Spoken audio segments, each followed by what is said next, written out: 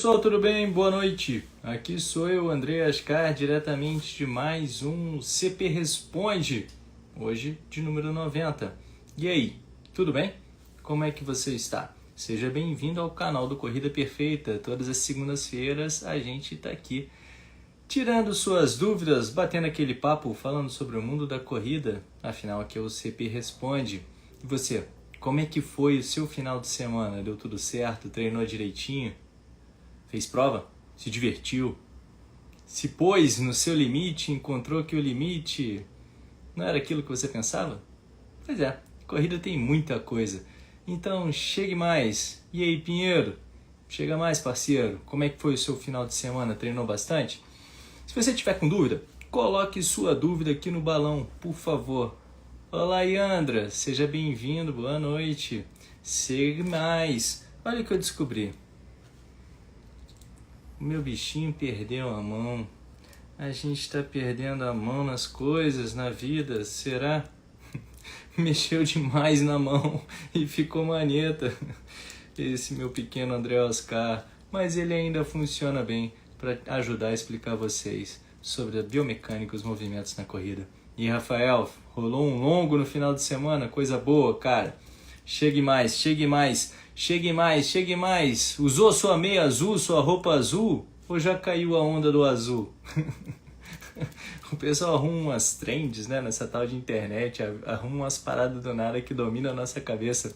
Mas lembre-se que azul não tem igual a corrida perfeita, beleza? A nossa onda azul. E aí, Andra, quero começar a correr, tem alguma dica para iniciante? Bom, Yandra, a dica principal e primordial é busque um profissional de educação física. Você falou que eu ia falar para você baixar o aplicativo do Corrida Perfeita e vir treinar com a gente no Clube Corrida Perfeita, porque a gente tem treinos presenciais em mais de 5 capitais do Brasil e a gente atende você de um jeito personalizado de acordo com os seus objetivos.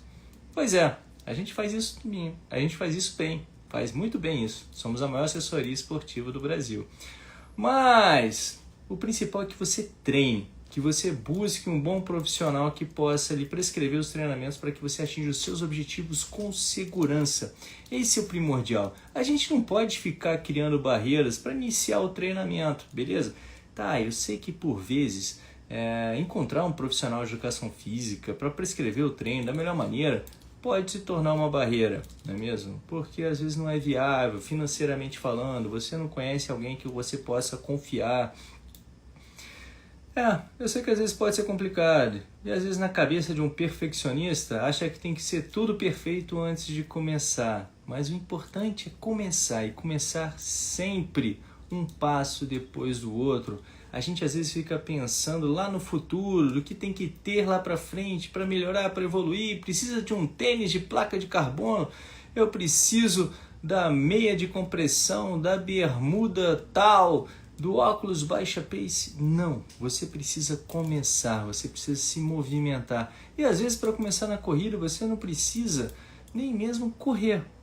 Porque dependendo do momento que você está hoje, a tal da corrida pode até mesmo se tornar lesiva. Por que a corrida pode se tornar lesiva? Se você tiver com um corpo muito fraco, beleza? Você está naquele estado sedentário, está ali no sofá.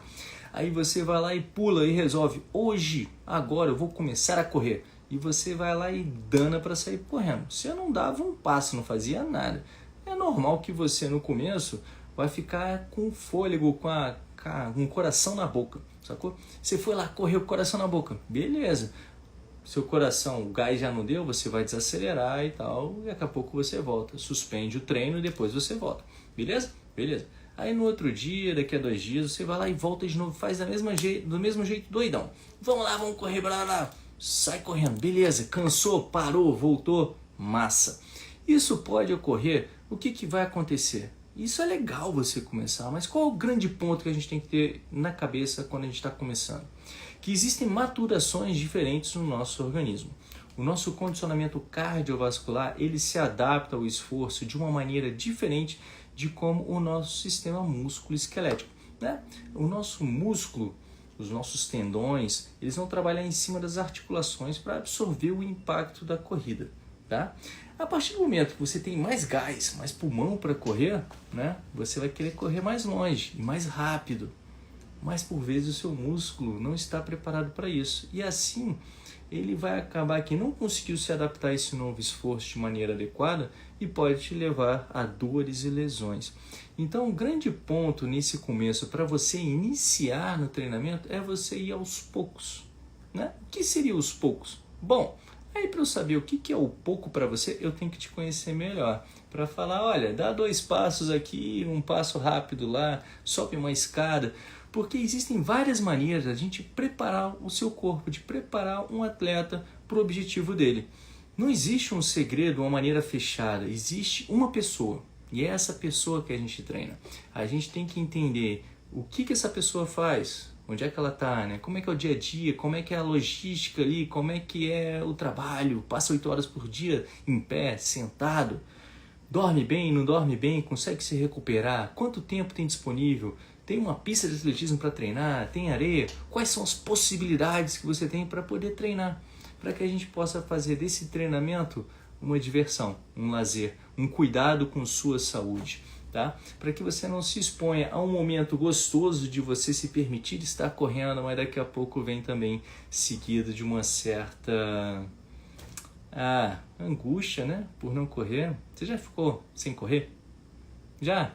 Comenta aqui embaixo, me fala quanto foi o tempo que você ficou parado sem correr. Se você se machucou no último ano. E por que você se machucou? Você sabe por que você se machucou? A grande maioria das vezes as pessoas se machucam. Não, isso é claro. Porque se não é pancada, é sobrecarga no organismo. Sobrecarga no organismo é aumento abrupto, ou então do volume, ou então da intensidade, né? O seu corpo vai lá e não aguenta e de alguma forma ele vai machucar. E esse aumento desse volume ou da carga, que basicamente são as coisas estressoras ao organismo, ou seja, uma planilha mal executada ou mal planejada para o seu momento, é o fator primordial. Mas existe outra coisa, que é a maneira como você corre, que também pode gerar uma carga extra no seu corpo. Vamos pegar aqui meu manetinha. Pensa comigo. Se o seu pé entra lá na frente enquanto você está no movimento, você dá um salto, né? Corrida é uma sucessão de saltos. E isso gera impacto, porque é cadeia aberta. Você vai apoiar o pé aqui. Força contra o movimento. Você aumentar a carga aqui, porque o seu peso do seu corpo vai ter que passar daqui para cá. Então tem uma carga fazendo força no seu corpo durante todo esse movimento. Beleza? Lá da frente e lá atrás. Se você consegue trazer esse pé, que seria a sua técnica de corrida, o movimento, que você pode trazer aproximando esse pé um pouco mais para baixo da centro de gravidade, esse tempo com o qual o seu corpo vai estar pressionando aqui e vai transicionar sobre o seu corpo para o próximo passo é menor. Então a frenagem vai ser menor, né? Então como você corre também pode ser um fator de menor sobrecarga no seu organismo. Entender como é que você corre, como você se movimenta, também é um passo interessante para você fazer os ajustes que possam ser interessantes para você correr de uma maneira mais eficiente, menos lesiva, menos agressiva ao seu organismo. Então, se policiar, se filmar para entender como é que você está correndo e o que você está gerando de estresse no seu corpo, também é legal. Eu sei que é bacana a gente correr para desestressar, para não pensar em nada. Esquece, a cabeça flui, correr é uma maravilha, né? Mas é interessante você utilizar bem essa ferramenta que é a corrida. Você não precisa ficar se estressando, pensando no seu movimento. Mas tem uma coisa que é fundamental, que eu gosto muito na corrida, que é a conexão da sua mente com o seu corpo. É você se fechar em você mesmo. É você se sentir em movimento. Pô, isso é fantástico, isso é vida. Porque por diversas vezes a nossa mente foge para o abstrato, para a televisão, para a tela, e a gente não se conecta com nós mesmos, não é mesmo? E a corrida é uma ferramenta fantástica para que você faça isso, para que você sinta o seu corpo em deslocamento. Você sinta o impacto, você sinta o deslocamento, você sinta voando durante essa corrida. E isso é fantástico, beleza? Então, se permita sentir, beleza? E se precisar de ajuda, vem com a gente no Clube Corrida Perfeita, baixe o aplicativo. Se você quiser melhores instruções para o seu treinamento, escreve aqui, treino, que a gente vai entrar em contato com você depois, vamos mandar um direct, beleza? Então escreve treino e vem treinar com a gente.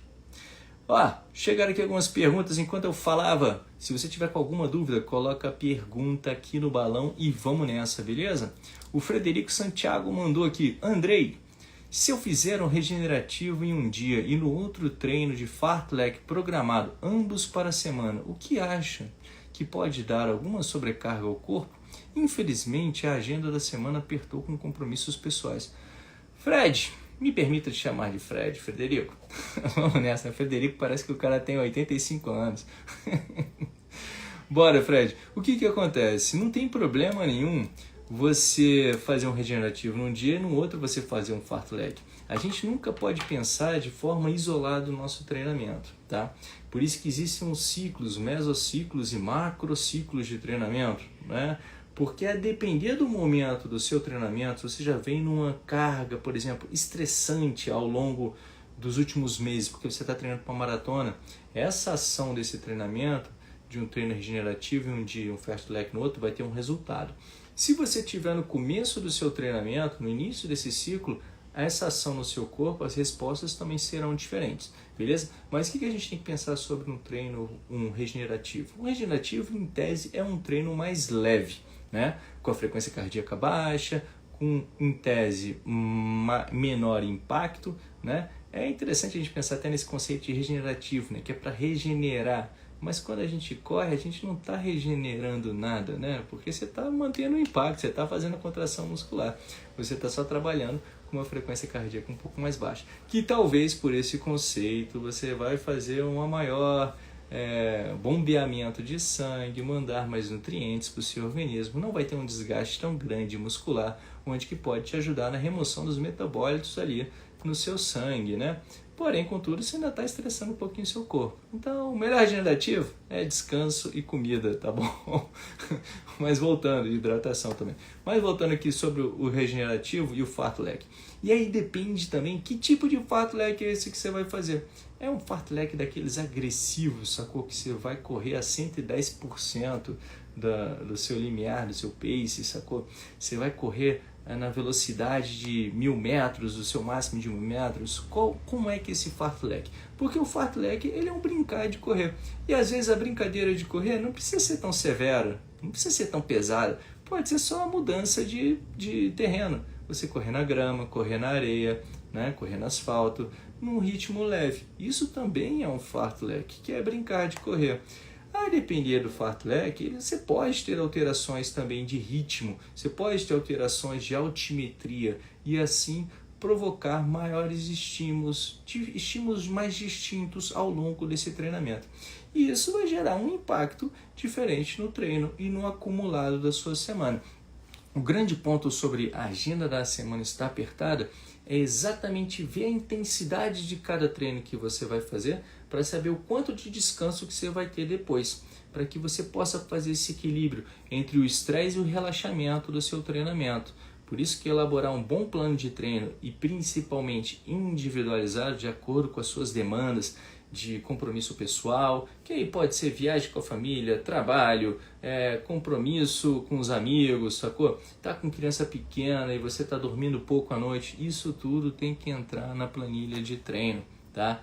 Então, se você precisa de ajuda para elaborar uma boa planilha de treinamento de acordo com o seu momento de vida agora, vem treinar com a gente no Clube Corrida Perfeita, beleza? Qualquer coisa, escreve treino aí aqui nos comentários que a gente vai entrar em contato com você. Não se esqueça, treino! Valeu pela pergunta, Fred. Espero ter te ajudado, cara. Vamos lá. Kelmani Corredor. Faço 5 km a 3,35. Funcional na areia ajuda a melhorar na corrida? Kelmani, cara, muito obrigado pela essa pergunta, porque eu sou um grande fã de utilizar a corrida na areia, beleza? A corrida na areia, eu acho que ela é a corrida hardcore. Por quê?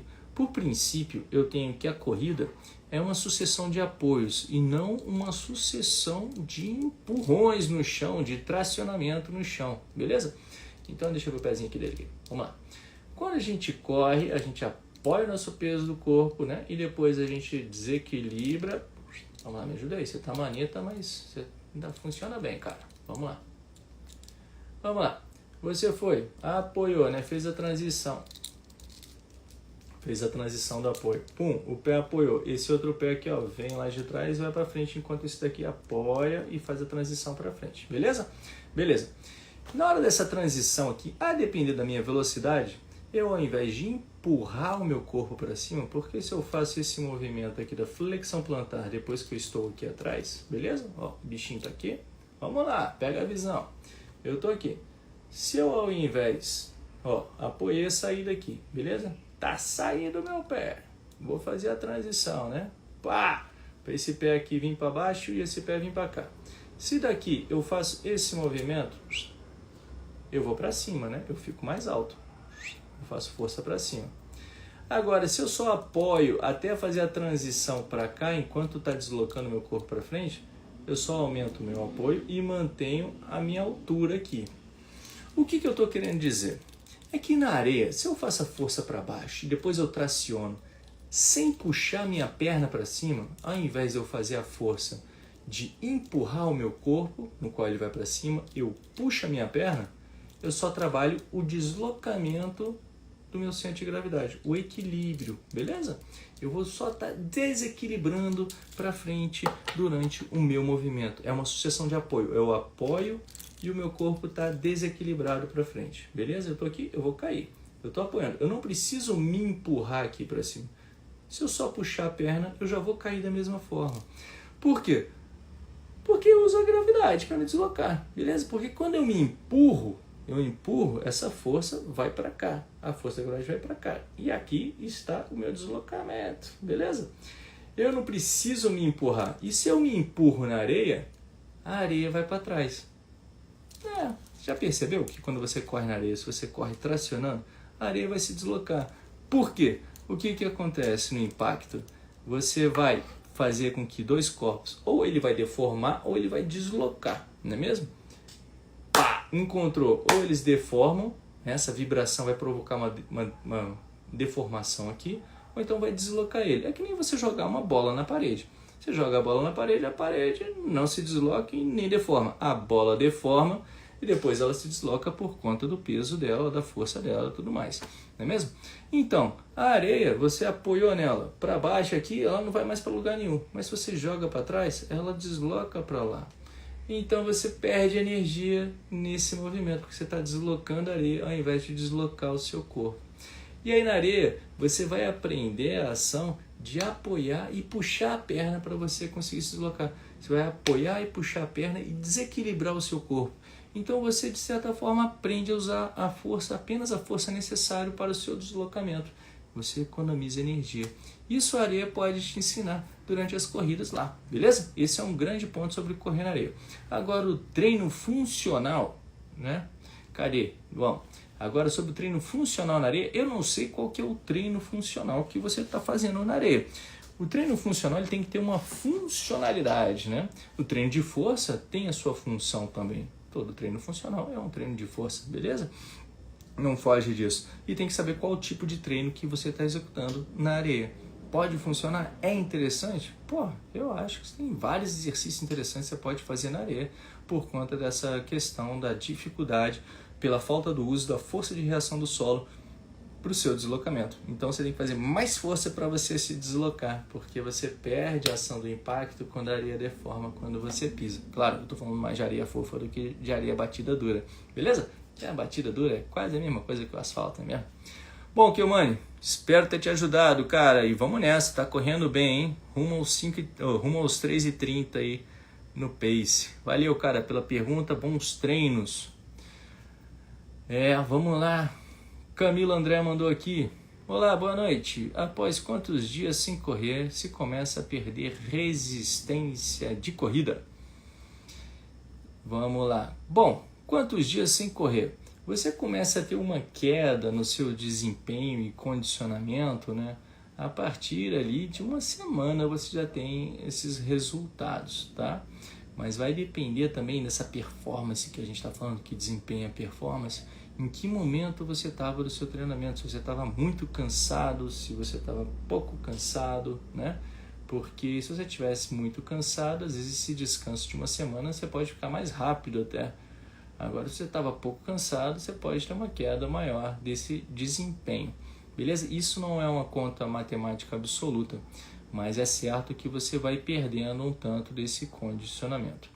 Por que eu falo que não é certo? Porque se você está muito estressado, sua musculatura já está fadigada, você não consegue exercer uma carga, uma semana, você pode conseguir recuperar e treinar melhor, beleza? Mas se ela não está fadigada, então é pouca coisa que você vai recuperar, por assim dizer. Então você tende só a perder.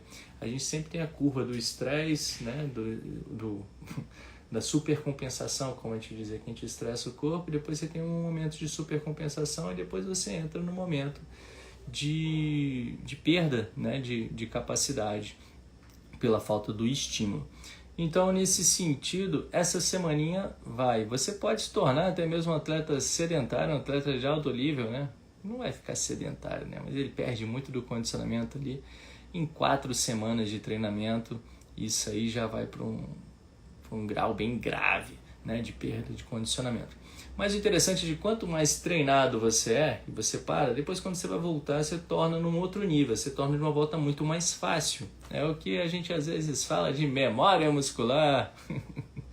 Então, se você tem esse passado de atleta, é muito mais fácil de você retornar e evoluir de uma forma mais fácil do que se você está começando agora, tá bom? Então, tem que dar uma boa intercalada nisso, no estresse, no descanso, entender como é que o seu corpo funciona. E aí a gente tem que entender também o que você ficou nesses dias sem correr, o que você andou fazendo. Porque se foi uma semana de carnaval, sem treinar, na cachaça, rapaz, eu posso ter certeza que isso aí pode demorar mais para recuperar, tá? Valeu pela pergunta, Camilo. Vamos lá, Alderizo Júnior. Treinar 2 vezes na semana para correr para uma corrida de 5 km é o ideal. Alderizo, a gente tem que entender ideal. Qual que é a ideia? O ideal eu tenho que entender qual que é a ideia. A ideia desses 5 km é para fazer o que com esses 5 km? Entende?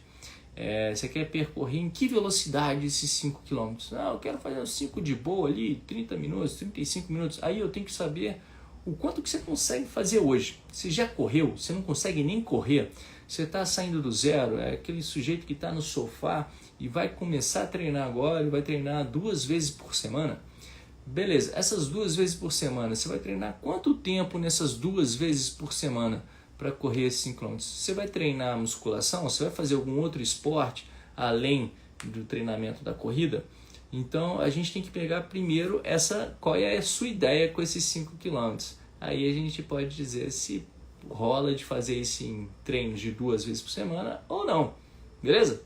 Porque depende, não existe uma fórmula mágica, existe entender quem você é e onde você quer chegar para prescrever da melhor maneira possível o seu treinamento. E a melhor maneira é aquela maneira segura, para que você corra longe das dores e das lesões e você possa atingir o seu objetivo com prazer, tá? Atingir a saúde. Bom, olha aí, se você precisar de ajuda e qualquer pessoa que está assistindo a gente aqui precisar de ajuda, escreve treino aí nos comentários que a gente vai entrar em contato com você para ver se a gente consegue fazer um negócio legal, para que você treine com uma orientação. Qual a orientação do Corrida Perfeita? Obrigado pela pergunta dele. Quem tiver mais dúvidas, por favor, não se esqueça, coloque no balão, porque agora mesmo eu não estou enxergando nada das perguntinhas do pessoal que está entrando aí, beleza? Vamos lá. Ô Leonardo Gomes, alguma dica para correr menos inclinado para frente? Peraí, vamos lá. Alguma dica para correr menos inclinado para frente? Bom, primeiro a gente tem que entender o seguinte, sobre o correr inclinado para frente, beleza? A inclinação, ela pode partir desde o ponto do pé, ou seja, aqui eu inclinei para frente, né? Meu tronco está reto. Aqui eu estou deslocando o meu centro de gravidade para frente, tanto que se eu faço assim, o bonequinho cai. Agora, se eu inclino para frente fazendo assim, meu bonequinho não cai, ele pode até ir para trás, ó. Mas eu estou inclinado para frente, né? Meu centro de gravidade está mais para trás do que para frente, porque eu coloquei a bunda para trás, eu inclinei aqui.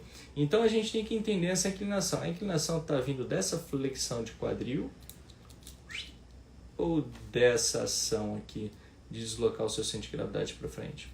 Isso a gente tem que pensar, tá bom, Leonardo? Onde é que está vindo essa flexão? Bom, e para você não flexionar tanto, e se for o caso aqui, o que a gente tem que fazer? é fortalecer a cadeia posterior, tanto o extensor da espinha aqui, o eretor da espinha, para fazer esse movimento de puxar as costas para trás, beleza? Como também os músculos aqui do quadrado lombar, glúteo, todo mundo que faz a extensão aqui para te manter ereto, beleza? Outro ponto que a gente tem que levar em consideração quando a gente corre muito flexionado é que talvez você possa ter algum tipo de encurtamento nos flexores do quadril, que dificultam esse movimento para você alongar e você ficar ereto durante a corrida. Mas o que eu sempre preconizo e peço para os meus alunos é que mantenham o corpo ereto, beleza? Durante a corrida, só que deslocado para frente, para que você possa utilizar dessa ação da gravidade, ou antigravidade, para você deslocar com maior facilidade para frente. Beleza? Leonardo, diga aí se eu te ajudei, espero que tenha te ajudado, se deu para entender bem a ideia e deixa o seu corpo inclinado para frente, beleza? Mas vamos ver como é que está essa inclinação. Valeu pela pergunta, cara.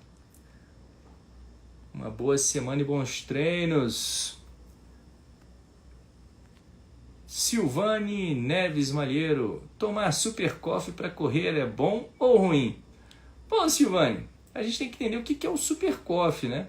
O Super Coffee é uma mistura de cafeína com outras coisinhas mais para te dar um pump, para te dar uma acelerada, te dar aquele gás, né? Para dar aquela estimulada. A cafeína é um estimulante. E esse estimulante, ele faz você ter uma menor percepção de esforço, tá? Então, as coisas que iriam ser mais difíceis, com a menor percepção de esforço, você acaba fazendo mais tempo, com maior intensidade. Então, é um estimulante para o seu organismo, um estimulante principalmente para a sua cabeça. O seu coração bate mais rápido. Essa questão do bater mais rápido pode ser um problema também, né? Porque, se eu quero economizar energia, meu coração está batendo mais rápido, né? Esse estímulo é só daqui para lá para acelerar, mas eu quero que meu coração trabalhe um pouco mais devagarzinho, ele está acelerando. Por isso é que tem que ser visto a quantidade que você vai tomar, tá? A quantidade desse Super Coffee, qual é a dose que você está tomando? Você está tomando 6 Super Coffees antes de treinar? Um Super Coffee, só naquela dose? Uma dosezinha eu acho que até ajuda para dar aquela despertada. E muitas vezes o próprio, como é que eu posso dizer, o ritual, né? De você pegar sua bebidinha, de colocar o negócio e falar, agora vai, né? Vai lá, toma o seu negocinho, daqui a pouco começa a dar aquele nervoso e vamos pro treino. Tem muita gente que faz isso, né? Na academia e tudo mais, até mesmo para começar o dia a gente toma um cafezinho. Só que aí o pessoal do Super Coffee entrou bem nessa marketing esportivo para que seja o Super Coffee e não um expresso para você tomar, né? Que bota ainda mais algumas coisinhas lá, tem uns gostinhos diferentes, fácil de fazer, não é mesmo? Então, se ele é bom ou ruim, aí é você quem vai me dizer. É como que você está usando essa ferramenta, tá bom? Valeu, Silvane, obrigado pela pergunta. Camilo André, já ouvi sobre o teste dos 3 km, é útil fazer ou não? Bom, Camilo, é útil fazer testes, é bom se testar para você saber quais são os seus limiares, o que é o seu máximo, né? O que é o máximo para você? Qual é o rolê do teste de 3 km? O 3 km ali, em tese, é um teste que pode durar ali, né, uns 12, para pessoas bem treinadas, uns 9 minutos, né, até uns 15 minutos. Ele nada mais é do que um teste para avaliar as suas zonas, para estipular, por vezes, de acordo com alguns protocolos, o seu VO2 máximo, a sua capacidade respiratória máxima. Eu não me ligo muito no VO2 máximo não, porque eu não treino sobre VO2, eu treino sobre velocidade, às vezes sobre frequência. Então vale a pena a gente fazer um relevar, né, sobre, nesses 3 km aqui, nesse meu teste, qual foi a velocidade que eu corri, né? Qual foi a minha frequência cardíaca média que eu fiz? E você dentro de algum protocolo, que aí você pode usar, seja lá vários protocolos que tem, estabelece um 100%. Para que você possa prescrever a intensidade do seu treinamento. Hoje eu vou trabalhar 80% do meu máximo, hoje eu vou trabalhar 90% do meu máximo, hoje eu vou trabalhar 95% do meu máximo. Tudo para você trabalhar a intensidade de maneira intercalada nos seus treinos. Essa é uma maneira fácil e simplista de você fazer isso. Mas se você quiser também subir na esteira, fazer um teste de ergospirometria com troca gasosa, fazer a lactimetria, né? Tirar o lactato para ver quanto lactato você está, então a intensidade para ter um número mais certo, você também pode fazer. O importante é você se testar para saber qual que é o seu limite, para saber se o seu treino está fazendo efeito ou não está fazendo efeito, tá? Então, vale a pena fazer teste. Existem inúmeros protocolos para você realizar. Eu gosto muito de um bem simples, que é o teste 20 minutos, que é o que a gente realiza no Clube Corrida Perfeita, para que você tente percorrer a maior distância possível em 20 minutos. É simples, né? São 20 minutos. Vai lá e faz a força. E a partir disso, a gente tem um protocolo no qual a gente estipula qual seria o seu 100%, o que é 75%, quais são as zonas, né? Ali que mais ou menos você estaria trabalhando mais seu limiar aeróbio, onde que seu limiar anaeróbio. Então, dentro desses protocolos, a gente consegue estipular as suas zonas de intensidade.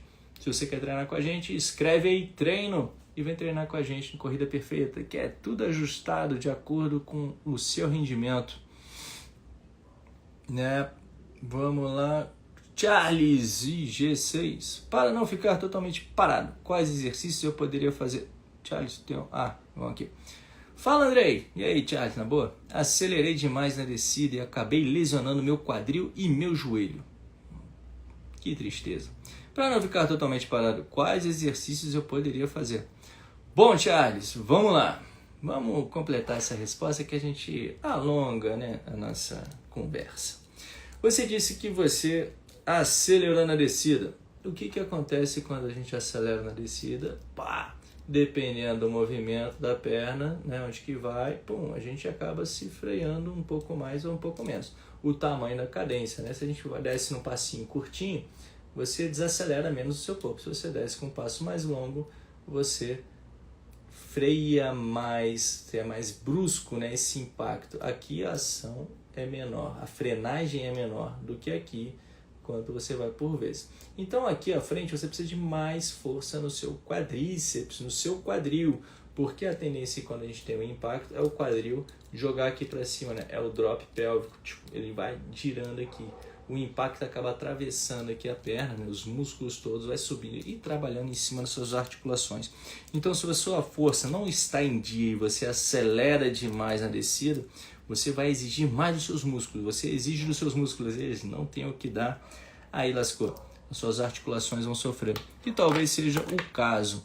Beleza, Charles? Aí o lance é o seguinte, né, cara? Que lesão foi essa que você arrumou no seu joelho? O menisco? Foi a patela? O quadril? O que aconteceu no quadril? Foi só uma banda iliotibial ali por conta dessa jogada do pé? Foi o quadril lá na cabeça do fêmur mesmo? Então, dependendo da lesão, você vai ter um protocolo de recuperação, beleza? Com o fisioterapeuta. O que você pode fazer agora para não ficar parado? Você pode pedalar. Por que pedalar? Porque é um exercício de cadeia cinética fechada, no qual você vai trabalhar ali o giro da perna sem impacto, beleza? Que foi o fator estressor, aparentemente, que gerou essa lesão. Outro trabalho que você pode fazer são os treinos de força. Mas depende também de que lesão é essa. Você também pode nadar. No caso, assim de cara, o que você teria que evitar são os exercícios de impacto, tá? Porque, aparentemente, foi esse impacto excessivo que gerou essa lesão em você. Beleza, Charles? Então se liga nisso. Faz um trabalho de mobilidade que também pode te ajudar, um trabalho de liberação. Seu músculo deve estar aí tenso, cansado, fadigado. Então essa recuperação nesse momento é fundamental. Beleza? Espero ter te ajudado, Charles. Existem os treinos acessórios, treinos de bike, os cross trains, que podem te ajudar. O treino de força, que talvez foi o treino de força que te faltou porque você exagerou nessa descida, tá bom? Mas também não esqueça de dar uma olhada na sua planilha de treinamento para ver como é que está o equilíbrio desse estresse e relaxamento, para que o seu corpo possa se adaptar de maneira adequada ao estresse que você está promovendo a ele. Se você precisa de ajuda com isso, escreve aí treino que a gente vai entrar em contrato, beleza? Escreve treino nos comentários e vamos nessa. Doutora Carla Adriana, poderia explicar o que é o TSS e o IF? no Training Peaks, o que significa ficar acima ou abaixo do estabelecido pelo treinador. Vamos lá, doutora. Bom, gente, quem não sabe o que é o Training Peaks é um app, um serviço, né, de treinamento, no qual você prescreve treinos, o atleta vai lá e recebe treinamento. É uma plataforma de treinamento, né? O treinador chega lá e vai lá e prescreve treinamento para o atleta, e o atleta vai lá e recebe. O TSS é o Training Stress Score, ou seja, é o número de quanto que aquele treino estressou você, né? TSS, né? Porra, esse treino aqui me gerou 90 TSS, 90 estresse. E o que o TSS ele é baseado, assim como o IF, que é o índice de força, né? O que é que o TSS ele é baseado? Ele é baseado no seu 100%. Esse 100% ele é estabelecido de acordo com o seu teste que você vai lá e executa. Que você vai lá e fiz o teste e tal, deu 4,30. Beleza, no teste lá, o seu limiar anaeróbico deu 4,30. Então, o seu 100% para 1 hora seriam 4 minutos e 30, ou seja, 13 quilômetros e 300 metros é o seu máximo para 1 hora, é o seu 100%, beleza? Beleza. Tudo que eu fizer em 4,30 durante 1 hora é igual a 1,0 de IF, beleza? É o seu 100%, o IF, o índice de força, você fez 100% de força, se você fizer ali a 13,3 durante 1 hora, tá bom? O TSS é a soma, porque eu posso fazer 4,30 só durante 20 minutos. Então, 4,30, que é 100% do meu IF, né? Só que eu fiz só ele durante 20 minutos. Então, isso vai gerar ali a conta com a sua velocidade normalizada, um tanto que o seu corpo estressou. Seria mais ou menos um quinto, 100%, 4,30, daria mais ou menos uns 20 TSS, né? Um quinto, 20 minutos? Não, 20 minutos é um terço, doidão. Um terço é 33%, então seria 33 de TSS você correndo ali a 4,30 durante 20 minutos. Beleza? Então, isso seria o que você marcou. Só que você pode treinar outra vez durante o dia. Aí você pode correr 30 minutos, aí você pode fazer mais 20 TSS, aí depois no outro dia você faz mais 150 TSS, porque você fez um treino de 2 horas, só que a 6 por quilômetro, entendeu? Então você tem um ritmo ali que vai estipular para você o que é o seu 100% e a partir disso você tem percentuais. Isso nada mais é do que para você quantificar, o seu treinador quantificar quanto estresse está sendo acumulado no seu organismo, para que a gente tenha de uma forma objetiva o seu condicionamento, né? Muito mais do que eu estou me sentindo bem, eu estou me sentindo mal, a gente vai vendo números com o qual você vai se adequando. A gente sabe qual é a intensidade daquela prova, que é o IF, o índice de força. Por exemplo, fazer uma maratona, eu gosto de fazer a maratona, né? Correr minhas 3 horas, 2 horas, alguma coisa lá, tempo sempre no torno de um IF de 0,93, ou seja, algo em torno de 93% do meu máximo, né? Da minha velocidade máxima, eu estaria correndo ali a minha maratona, entende? É um IF nessa. Aí, por vezes, eu sei que eu vou fazer todas as minhas maratonas a um IF de 94, né? 93, que seja, para ficar o exemplo mesmo. Só que a minha velocidade, que antes era 4,30, agora ela é 3,30. Eu vou estar correndo no mesmo IF, no mesmo índice de força, só que agora muito mais rápido. As coisas vão evoluindo, porque a carga daqueles 4,30 que eram também antigamente, não é a mesma carga que faz no meu organismo agora, sacou? Aí o TSS entra nessa onda, porque minhas zonas de treinamento vão mudando. Então nada mais é que o Training Peaks é uma plataforma, até mesmo que o Corrida Perfeita utiliza para acompanhar os seus alunos do plano personal, tá? Para melhorar o controle de carga e assim ficarmos longe das dores, das lesões. É uma ótima ferramenta, tem vários gráficos maneiros que dá para te mostrar a evolução, onde é que você quer chegar, o tipo de treino que você pode realizar até lá. É bem interessante. Você quer conhecer mais sobre o Training Peaks, o Corrida Perfeita? Escreve treino aí e vem treinar com a gente, beleza? Vamos nessa. Obrigado pela pergunta, doutora Carla. Espero ter te ajudado com a resposta, se eu não me delonguei muito. Às vezes eu quero ser mais claro e acabo indo longe na resposta. Camilo André, 3 km corro em aproximadamente 11 minutos. Pô, Camilão, foi mal, cara, mas eu já perdi. O negócio era do teste de 3 quilômetros, né? É isso aí. Pô, bacana, cara. Vamos lá. Você tem o seu 100% para 3 quilômetros.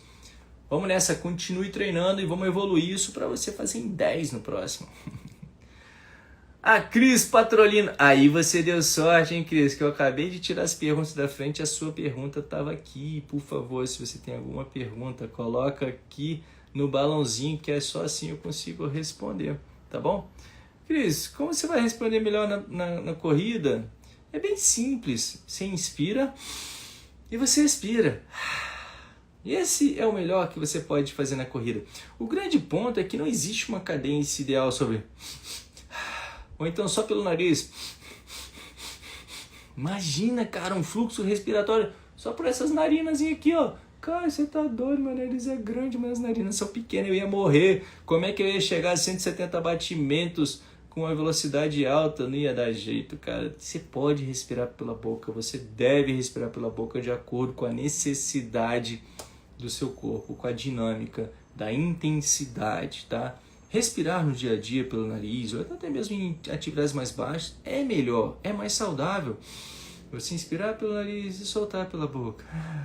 Tá? É mais saudável, mas dependendo da intensidade do exercício, você precisa do fluxo, você precisa da entrada e da saída do ar, não é mesmo? Então, vai do jeito que for. Se eu conseguir respirar pelas orelhas, vai também, se estiver entrando ou saindo, tá bom? Respeite o fluxo respiratório, porque normalmente ele é um pouco letárgico à dinâmica da sua velocidade. Você apertou o cabo na velocidade, depois é que você vai ficar ofegante, né? Depois é que ele vai responder sobre isso. Então, cuidado no momento que você inicia a atividade do zero, vai aquecendo, vai indo aos poucos para o seu corpo ir adaptando, né? E assim você consegue correr com um fluxo respiratório muito mais confortável, tá? Do que ficar dando susto no corpo, que ele tem que ficar correndo para recuperar aquele déficit de oxigênio que você gerou por conta daquela atividade tão intensa, assim, sem nem avisar. Beleza? Bom, as perguntas se foram, a doutora Carla entendeu. Valeu, doutora. Tamo junto. E o Daniel mandou aqui a última pergunta. Pode nos explicar sobre a Z2 da limiar aeróbio? Por que não devemos fazer treinos na Z2 da FC máxima? Vamos lá, Daniel. Primeiro, cara, a gente tem que entender essa zona que são as zonas, né? Porque, a depender do protocolo, você pode ter até 7 zonas, né? De treinamento. Fisiologicamente falando, a gente teria apenas 3 zonas de treinamento. Z1, Z2 e Z3, né? Que aí seria a zona 1 ali, zona aeróbica bem tranquila, zona 2, zona 3 e severo, né? Que é domínio leve, domínio moderado e domínio severo. Então, nesse sentido dessas 3 zonas fisiológicas, essa do limiar aeróbio é justamente aquela zona no qual você tem uma demanda energética, no qual só a quebra do oxigênio ali, ele vai produzir a energia, né? Ele vai poder te ajudar, que aí com os quebra dos lipídios e tudo mais, o oxigênio ele trabalhando aerobicamente vai produzir a energia que você necessita, tá? É porque essa demanda energética, né, pela via aeróbia, ela consegue produzir uma energia, só que ela é um pouco lenta. E aí, dependendo do momento que a sua intensidade de exercício vai ficando mais intensa, você precisa de mais energia.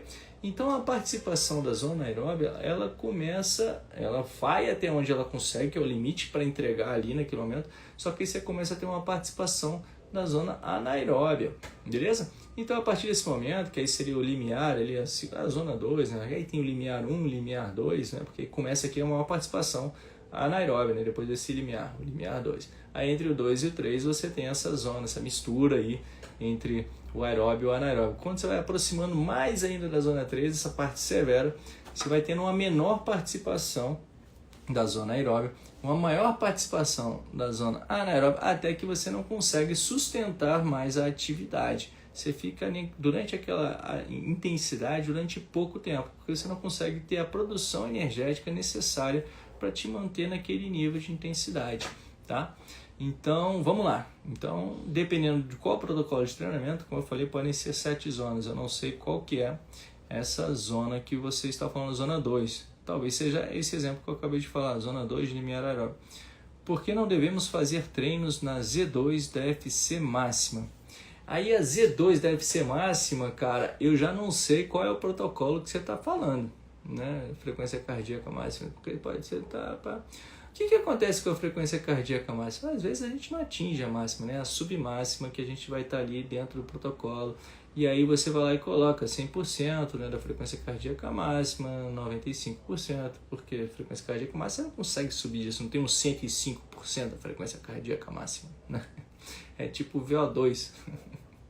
VO2 máximo, você tem lá uma velocidade e uma frequência cardíaca VO2 máximo, você não vai conseguir estar a 102% do seu VO2 máximo. Não vai. A velocidade, então, a velocidade você pode atingir numa velocidade acima, né? As partes, digamos, que tem as partes internas, né? Os números internos que a gente pode falar, que são frequência cardíaca, esses marcadores, metabólitos, o lactato, tudo isso são marcadores internos de como está o esforço. E outros são os externos, que é o caso da potência que você aplica, a velocidade que você aplica, tá? Então, nesse sentido, a velocidade você consegue ir a 110% da sua velocidade máxima, 120% da sua velocidade máxima, porque esse máximo é de acordo com um protocolo de 20 minutos, de 30 minutos, de 5 km, de 1 km, beleza? Então você consegue ser mais rápido do que aquilo. Agora, a frequência cardíaca máxima você não consegue ser mais máximo do que a máxima, né? Ela bateu aquilo, tá batido. Se passou dela, que você deve estar com arritmia danada, então corre pro hospital. Mas é isso, cara. Aí a Z2 da frequência cardíaca máxima, eu preciso saber qual é o protocolo, tá?